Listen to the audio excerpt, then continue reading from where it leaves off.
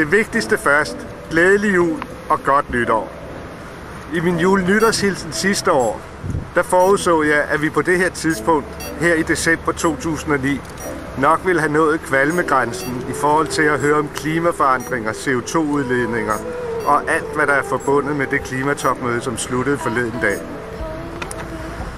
Netop fordi så mange kloge og respektfulde mennesker i de her dage udtrykker deres skuffelse over det, der blev nået, så tror jeg, det er vigtigt, at vi holder fast i det, som alle konstruktive forhandlere ved, nemlig, at der selv det mest beskedne resultat ligger kimen til et endnu bedre resultat.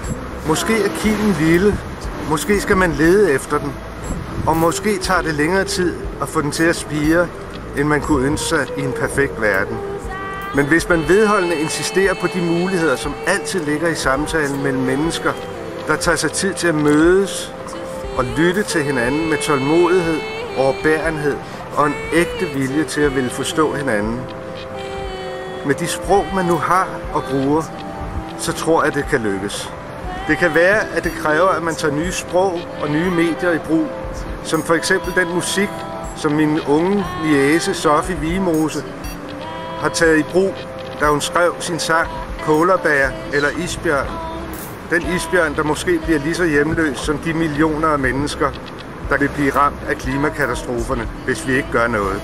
At undgå den vil kræve optimisme og vedholdenhed, og at vi hjælper hinanden med at holde fast i den ukuelighed, det vil kræve. Det kan vi godt, med hver vores stemme.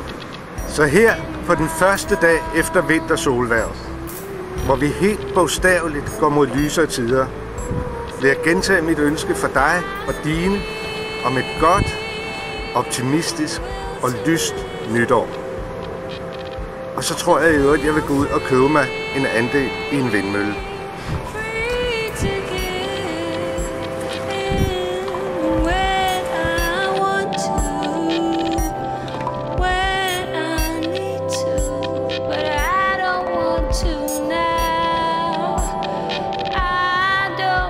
To